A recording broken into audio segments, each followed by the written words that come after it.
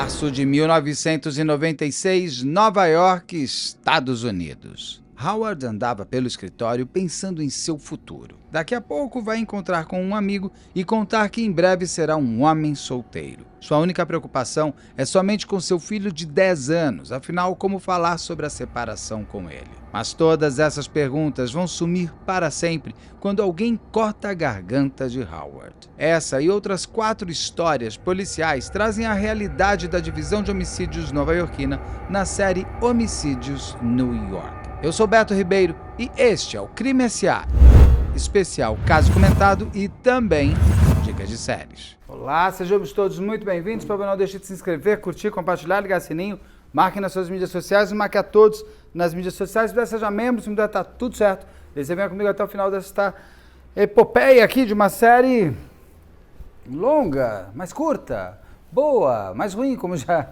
minha amiga Patrícia Kogut fez uma crítica que eu gostei. Ela falou, é boa, mas é ruim. É boa, mas é ruim. É uma série interessante, chama Homicídios Nova York, está na Netflix. E ela traz em 5 episódios, é uma série como a gente chama de antológica, quando você... Apesar de não ser antológica, porque ela tem ligação entre os episódios, ela tem uma independência de histórias. As histórias são independentes, elas não têm ligação do crime. Qual é a ligação que se faz entre os 5 episódios? São pelos policiais. Nem todos aparecem em todos os episódios, nem todos estão em todos os casos, mas tem sempre alguém que se interliga e vai de um universo para o outro. Eu escolhi para falar sobre um caso específico que é muito bom. Depois eu vou falar rapidamente sobre os outros episódios. Mas o melhor episódio é o episódio que é o 4º episódio da série. A série como um todo é assim. Ela é produzida... Nossa senhora, desculpa. Vou tomar uma água então e já falar dela. Aqui, ó.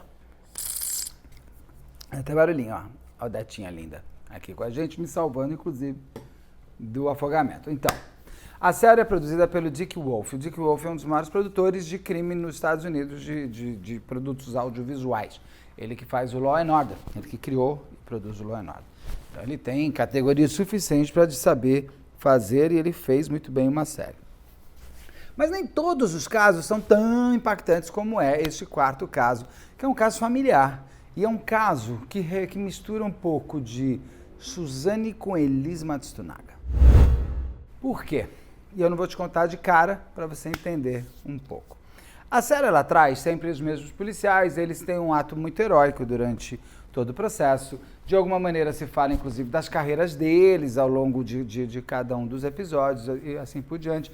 Tem figuras que lembram muito os nossos queridos amigos do Crime S.A. Tem uma mulher que me lembrou muito a Solange Beretta, tem outra que me lembrou bastante a Rosângela Monteiro, tem um outro que fala bastante bem como o Carlos. Então você tem ali pessoas com alta especialidade, mas principalmente dentro do ato policial, para falar do que eles fizeram dentro da história. Então você tem investigadores, promotores, legistas, tem várias pessoas que falam ali ao longo de todo o percurso. Nesse caso que começa, o crime acontece em 1996 em Nova York, numa família já em ascensão econômica bastante boa, classe média, média alta. E uma coisa que é interessante, Nova York é uma cidade que até ali, começo dos anos 1990, era uma cidade muito violenta, muito perigosa.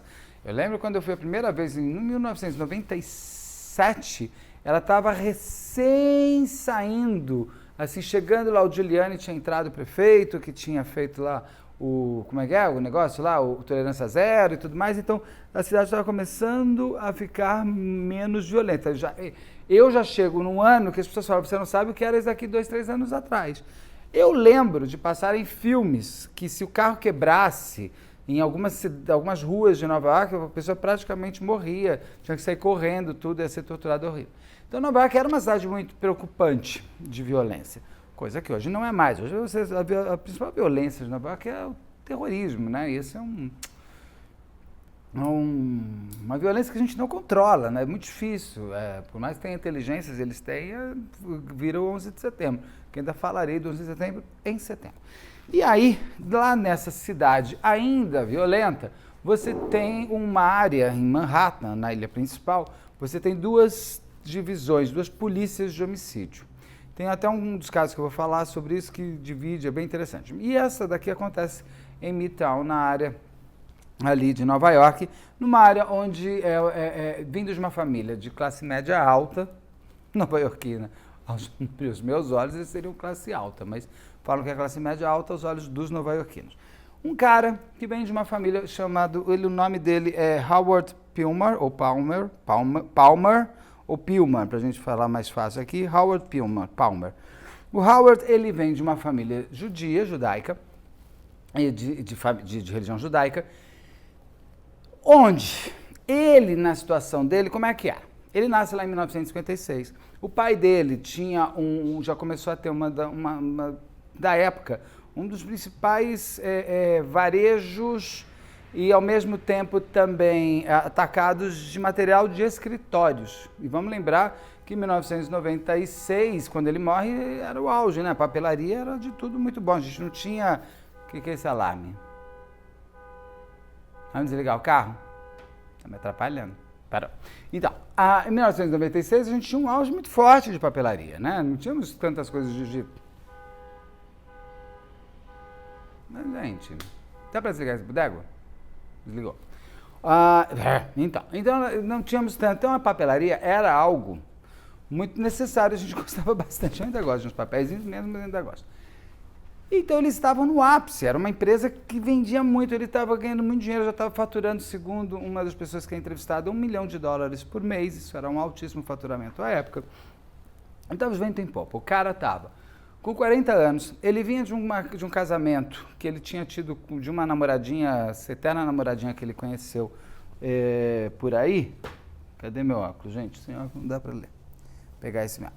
De uma namoradinha chamada Rosalie, que vira Palmer também. A Rosalie, que tinha um irmão chamado Ivan Walt, tá? Então guarda que o Howard casou com a Rosalie, ou como a Ross, como chamava, ela era a mulher dele, ele vivia lá com ela.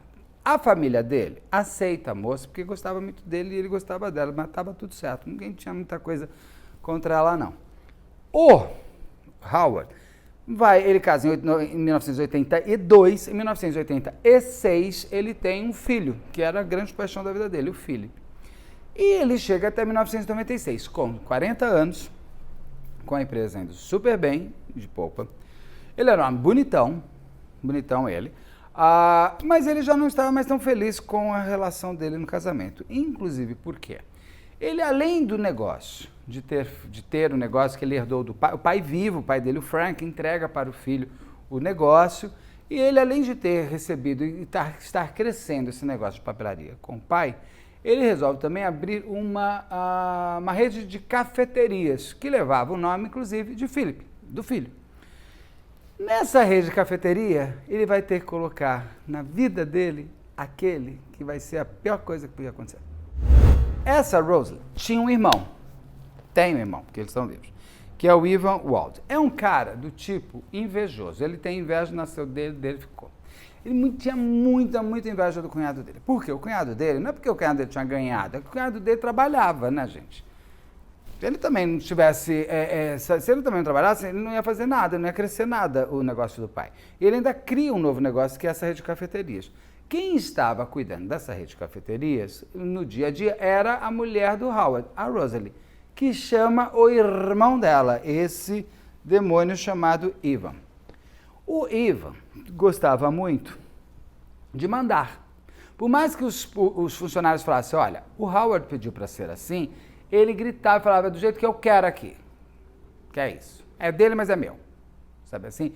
E aquele demônio foi crescendo junto com a demônia, com a mulher do Howard, nos olhos deles o seguinte, se o Howard não existir, a gente vai se dar bem. Por quê? O cara já tinha um apartamento na 72, ele tinha a empresa de papelaria, já tinha sido passado para ele, o pai tinha dado no papel passado para o Howard, ele tinha uma rede de cafeteria, tinha 2, 3 cafeterias, ele tinha uma casa de campo não sei onde e uma meia casa numa estação de esquina, que eu achei engraçado essa meia casa.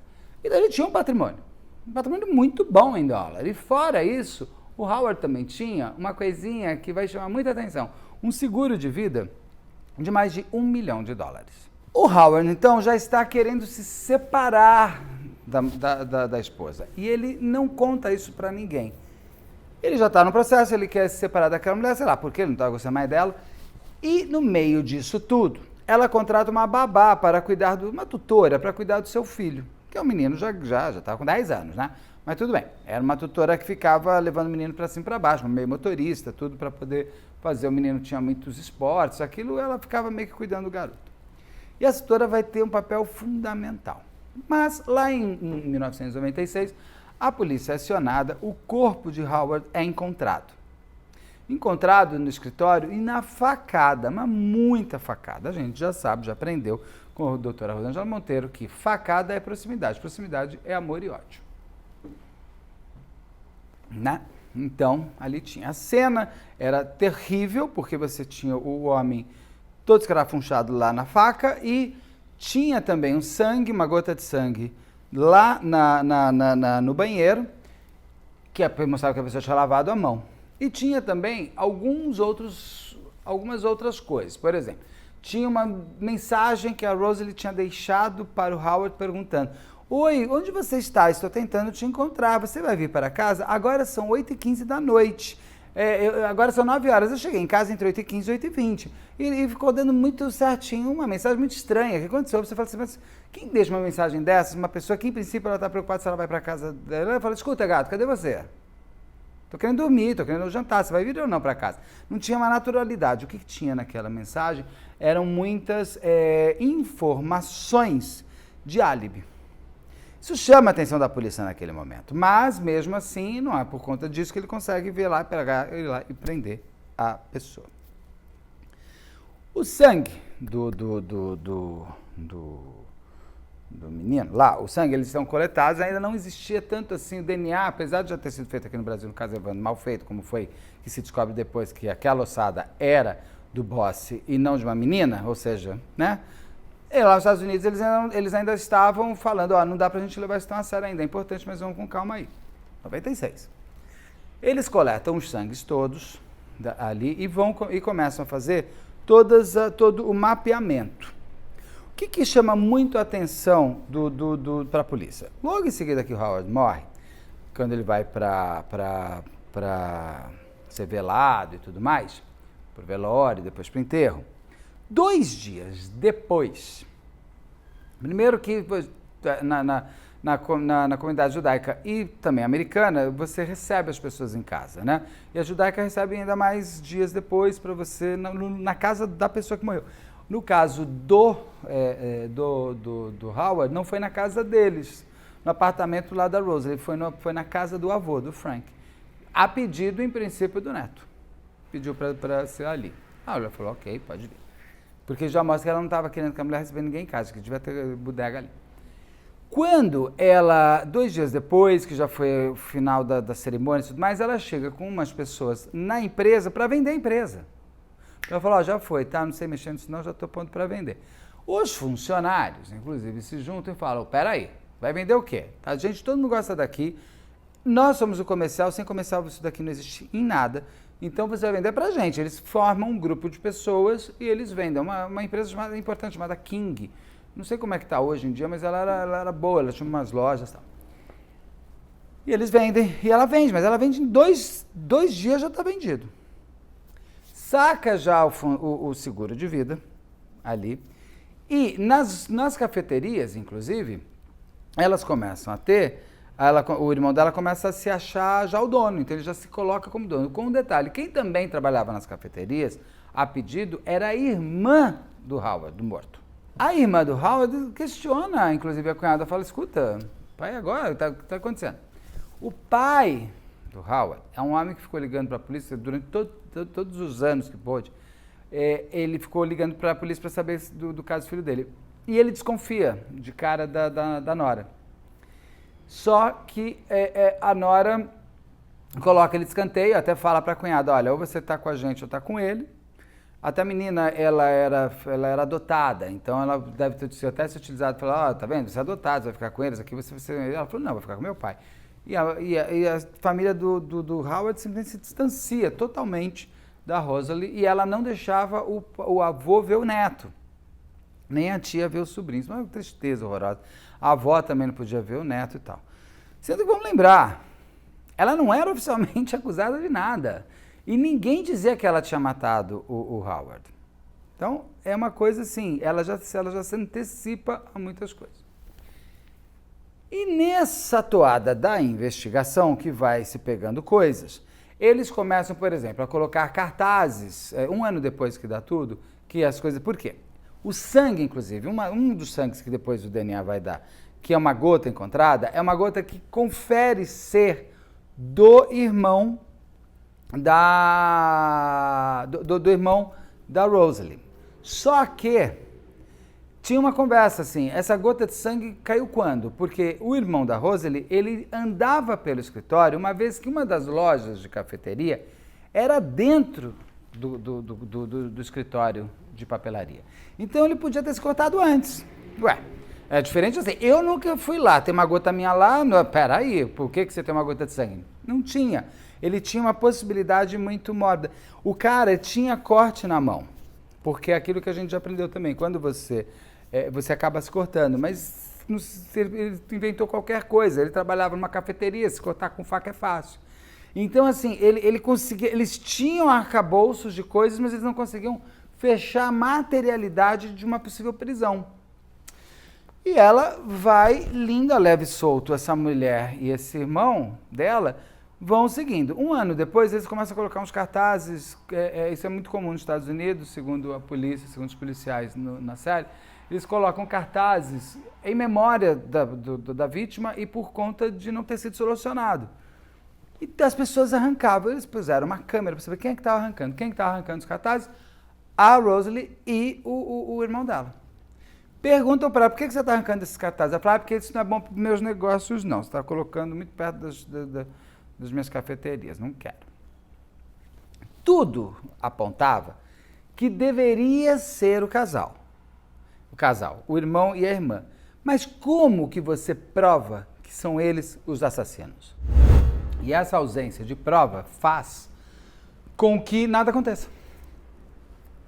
Ela fica muito distante da família do marido, tira o filho do convívio, o pai do Howard fica sempre querendo saber o que aconteceu e você não consegue, de fato, colocar os dois como os autores, apesar de o sangue e o DNA já ter melhorado tanto que eles já conseguiam saber que aquela gota de sangue ali numa soleira, ali perto, era do irmão da Rosalie. Ele tinha um corte na mão, mas não conseguia provar que tinha sido feito pela mesma faca que matou o Howard. E tinha um detalhe também, a própria hora da morte dele. Por quê? Ele é encontrado de manhã por um funcionário. Que horas que ele morreu? Para se saber que momento que ele não apareceu. Por quê? A Rosalie chega no dia seguinte da morte, ela chega para babá e fala para ela que o Howard tinha morrido. E, inclusive, o filho do Howard estava super triste que o pai não tinha aparecido à noite, ali em casa. E como assim morreu? Morreu desse jeito e tal, mas que horas? Como que tem? Que horas que foi? Como que não foi? Ali tem um problema de investigação que a gente vai descobrir daqui a pouco, uma década depois, que dava para ter sido feito melhor, mas não foi feito, então ficou ali quieto. Mas a própria mulher, a Rosalie, falava, estávamos muito preocupados porque ele não aparecia aqui. E o Ivan, o Ivan, o cunhado, dizia que tinha ido à academia com o Howard, voltado para o trabalho, que o Howard tinha dito que ia ficar trabalhando e ele foi embora. Não tinha câmera de segurança, não tinha uma série de elementos ali para corroborar. Esse crime fica empacado por mais de uma década. Olha, gente, bem mais, porque 2006 daria uma década, quase 2 décadas fica empacado. Mas vai acontecer uma coisa lá para 2013, 2014. Entra no circuito um grupo de especialistas ali, de pessoas que já se aposentaram do dia a dia e tal, chamado Cold Case, os casos frios, vamos dizer assim. Com uma grande promotora à frente, que se conseguisse, iria para a júri, mas eles tinham que trabalhar lá em casos não solucionados e buscar solução. Que é muito interessante, porque você vai entender como é que você revê e refaz uma investigação. O próprio investigadorzão lá explica que você não pega e começa de onde parou, você pega do zero, porque alguma coisa se perdeu. E tem um ponto muito interessante que eles vão entendendo o seguinte, tinha no post-it, no meio do processo, um nome de um cara que era amigo do Howard.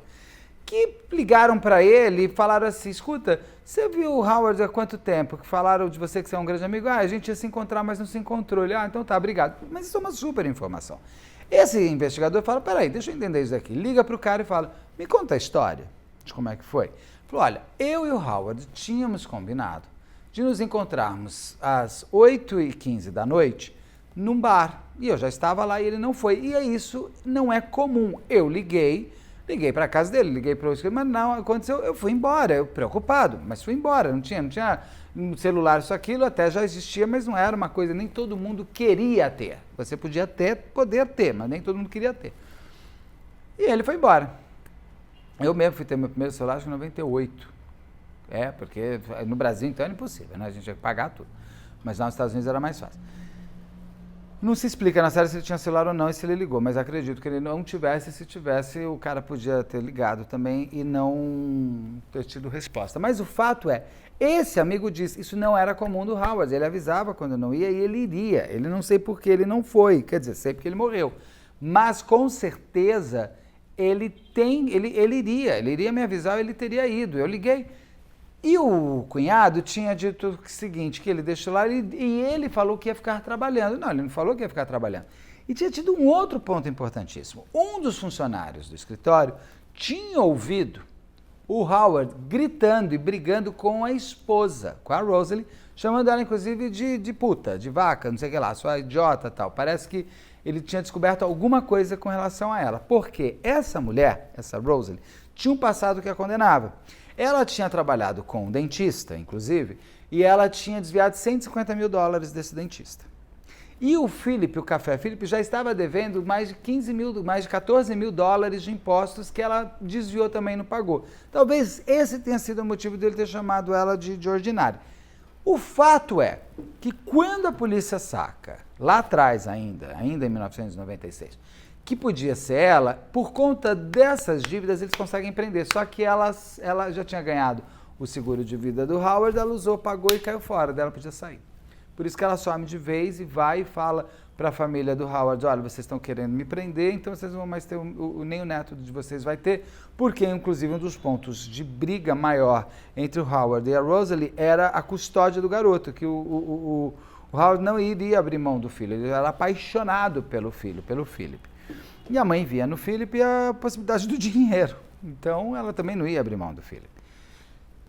Morreu, foi presa, não foi presa, Samuel, eles sumiram. Lá em 2014, com essa informação do amigo, que eles pegam lá pelas investigações e veem que a informação do cunhado era de que ele ia ficar trabalhando, não bate isso, tá esquisito. E eles resolvem chamar a babá para reconversar. Ela tinha ido morar no Japão, volta e tal, e ela vai e fala, pois não. Ela foi ouvida à época, mas não da maneira que essa promotora ouviu. Essa promotora faz uma pergunta para ela do tipo, me conta como era a vida deles. E ela conta, era uma vida muito regrada em horários, que a Rosalie tinha tudo que era horário do menino, que ela vivia em função dos horários do garoto, e que ela não podia errar nunca, e ela falou, mas alguma coisa aconteceu naquele dia diferente? Ela falou, aconteceu muito diferente. Não que fosse incomum, é que foi a primeira vez que isso aconteceu e a única, né? Segundo a babá, conta que a Rosalie era uma pessoa super esquematizada. Naquele dia especificamente, o menino tinha um jogo de hóquei lá e que ela pega e fica ligando para a escola e o alto-falante chamando a babá, foram umas 3 vezes em horários e sempre para falar bobagem. Ela falou, mas por que essa mulher está me ligando? Lógico, para criar álibi, né? E que quando ela chega em casa para levar o garoto, que era uma coisa super usual, de ela chegar, a casa está sempre toda cheia de luz, televisão ligada, vizinhos passeando, amigos ali dentro, e a Rosalie, quando a babá chegava com o menino, com o filho dela, ela queria saber exatamente, minuto a minuto, tudo que o menino fez. Naquele dia específico, quando ela bate na porta, só tinha a luz, inclusive, da coifa acesa. A Rosalie abre a porta, assim, toda molhada, de cabelo molhado, roupão, e fala, oi, boa noite, fala baixinho, e fala, meu filho, vai dormir. E a mulher vai entrar para entregar as coisas, ela fala, não, deixa a mala aqui. Ela não deixa nem a mulher entrar e fala, boa noite. Coisa que para ela não era normal, a mãe ficava querendo ver a mochila do garoto, querendo saber o que ele fez. Ela foi completamente diferente do que ela tinha feito naquele momento. E tinha um agravante. Naquele dia específico que ele tinha chamado a mulher de vaca, lá de ordinária, ela deixa um recado às 10 horas da noite na caixa postal que eu falei, falando assim, então, eu cheguei em casa entre 8h10 e 8h15, estamos te esperando, agora são tal hora. Então, olha, eu te amo, Howard. Hal, ele chama de Hal, né? Eu te amo, Hal, estamos aqui, Hal. Vem, Hal, te amo, te amo, te amo. Espera um pouco, todo mundo... ele estava xingando você às 5h30 da tarde, como que 4, 5 horas depois está deixando um recado de paixão, como se fosse assim nosso dia a dia normal, e parecendo que nem aconteceu nada. Porque num hábito normal, você teria deixado para você, escuta aqui, doido, você falou comigo de uma maneira, não gostei, você vai vir para casa ou não, em que a gente precisa conversar. Você saiu do seu natural. E o fato de ela ter feito, inclusive, algo diferente, a coloca em risco real. Com essas informações do amigo e da babá, eles conseguem montar um caso de horário a horário, mostrando o quanto que os dois estavam interligados e conseguem prender essa mulher, esse homem, a mulher do Howard e o irmão dela, em 2017. Em 2017 ela é presa. Presa, mas não confessa. Confessa nada. Eles conseguem provar durante o júri, em 2019, que ela é condenada, de fato, eles conseguem montar esse caso todo em cima, daí sim, do sangue. Aí eles pegam todos aqueles elementos que poderiam estar fora do comum e colocam dentro do que eles tinham dito que estava errado. Uma vez que, não, ele chegou às 8, falou que ia trabalhar, eu fico com ele, não sei o que lá. Eu tenho para comigo, ali, que pelo que parece ser, uma coisa meio... Essa mulher deve ter dado uma facada nele, porque ele tinha facadas diferentes pelo corpo. Entendeu? Ela deve ter... claro que o irmão dela, a primeira coisa que faz é cortar a garganta dele para ele não gritar, por isso que ele não tem sinal de defesa, e ele é esfaqueado de uma maneira brutal, é um açougue que eles fazem ali. Ela deve ter passeado um pouco, dado uns bodeguinhos. O mais triste é que daí ela consegue se fechar um cold case, que depois de 20 e poucos anos, essas duas pessoas são presas, condenadas a 25 anos de prisão perpétua. Só que o neto, Philip, ele encontra com o avô e ele não olha na cara do avô durante o julgamento. E ele ficou a cara do pai dele. E o avô faz uma mensagem muito emocionada no final, falando que ele perdeu 3 coisas naquele dia, naquele março de 1996, que ele tinha perdido o filho, os negócios e o neto. E o neto ele poderia recuperar ainda porque ele ainda está vivo. O neto nem olha para a cadeia. E o neto ainda faz um pedido para o juiz que tenha pena da mãe dele, e que deixa ela ficar solta por ele. Me lembrou muito Rafael Winks, o caso Rafael Winks, quando o irmão mais velho do Rafael vai ao juiz e pede, assim, é a única coisa que eu tenho. E assim, mesmo pode ela até ter matado meu pai e meu irmão, mas eu perdoo porque ela é a única coisa que eu tenho. Essas pessoas, essas mães muito cruéis, né, que matam o pai e fingem que não mataram isso, aquilo, imagina como que elas conseguem dominar a mente do filho. Para o filho ficar do lado dela mesmo quando é provado que ela que matou. Como foi no caso do Rafael Winks e como foi agora nesse caso. Ele fica, e o garoto não volta a falar com o avô. É uma tristeza, ele simplesmente se afasta de toda a família do pai e prefere ficar com a família da mãe. Bobo, menino bobo que tem uma família super boa do pai, vai ficar com essa mãe pra quê? Né? Porque ela vai morrer na cadeia, porque ou ela vai ficar 25 anos, e se ela passar ainda estiver viva, ela vira perpétua. Pela idade dela, eles deram 25 anos a perpétua. Então ela vai morrer na cadeia. Ela e o irmão dela que lá fiquem e não saiam mais. Porque eles viveram bastante tempo solto, né? Então, já pagaram. Mas esse é um dos casos dessa série, que tem mais 4 casos. Não se assusta, porque eu não vou falar dos 4 casos em detalhe, porque aí seria um vídeo de 5 horas. Mas assim, o primeiro episódio é sobre um ataque na Rua 42, que é ali na Times Square, onde, numa época, inclusive, que ainda tinha um pouco de uma coisa mais sexual ali por aquela região, e num apartamento em cima, mais legalzinho, onde 5 pessoas são encontradas, 4 mortas, 3 mortas e 2 para morrer. E aí vai se descobrindo, não vou contar tudo para você assistir, aí você vai vendo a investigação de como é que chegam aos autores. E isso também impactou todo mundo ali, porque foram 5 pessoas mortas também de uma maneira, na faca, isso, aquilo, pessoas que em princípio não teriam grandes motivações para ter tanto ódio. O episódio 2 é uma menina riquíssima, riquinha, com um menino riquinho, mas os dois são do tipo esquisitinhos. Eu não gosto de ninguém, a menina é super violenta e eles dois acabam matando um cara no lago de Nova York e ela conta isso pra polícia e daí você vai ver também todo desenrolar. Esse daí também é interessante, o episódio 2. O episódio, mas o melhor é esse que eu contei, do Howard. O episódio 3, esse é muito mistério, porque uma mulher entra, uma faxineira entra para trabalhar num prédio em Wall Street e ela nunca mais aparece. E aí, então, ela tem que estar dentro do prédio, eles fazem varredura, e daí eles descobrem depois que tem um ponto, e lá cheio de câmera já, tem um ponto desse prédio que tinha um buraco negro ali de gravação, um buraco escuro, tinha uma sombra ali que você perdia. Então ela poderia ter saído dali, então ela poderia estar por Nova York inteira. Mas depois você vai descobrir que ela está sim dentro do prédio, onde ela está e quem matou também é muito interessante. E o último episódio, que é o Maníaco do Parque, vou chamar de Maníaco do Parque dele, um cara que estuprava e matava meninas, no caso dele, meninas sempre entre 13 e 15 anos. E como que a polícia vai conectando? Porque eles eram casos investigados separadamente. E aí, quando um específico acontece, que dá match, ele pede, um investigador fala, peraí, você me lembra tal caso, ele puxa o caso, ele pega o sêmen dessa menina encontrada e dá match com a dessa, deu dessa, dá match com dessa. No total, 7 mulheres foram 2 mortas, 3 mortas e 4 estupradas.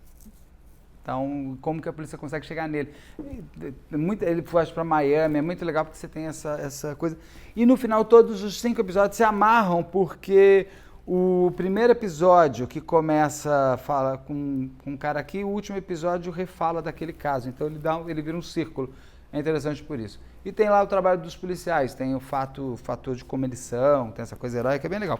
Vale a pena, assista, é uma série rapidinha de se assistir. Vai, em 2 dias, se você quiser, muito tempo. E é bem feita, é um documentalzão, passando helicóptero para avisar que os ricos já estão indo para casa, que é importante, né? Parou de trabalhar, para que pegar um trânsito, a gente pega um helicóptero. Então, veja lá, é bem interessante, passa rapidinho. Homicídios Nova York, vale a pena ver. Espero que vocês tenham gostado dessa dica, desse caso, desse imbróglio todo. Não deixa de comentar aqui qual caso que você quer ver aqui no canal. E até daqui a pouco, tem vídeo aqui todo dia. Até já.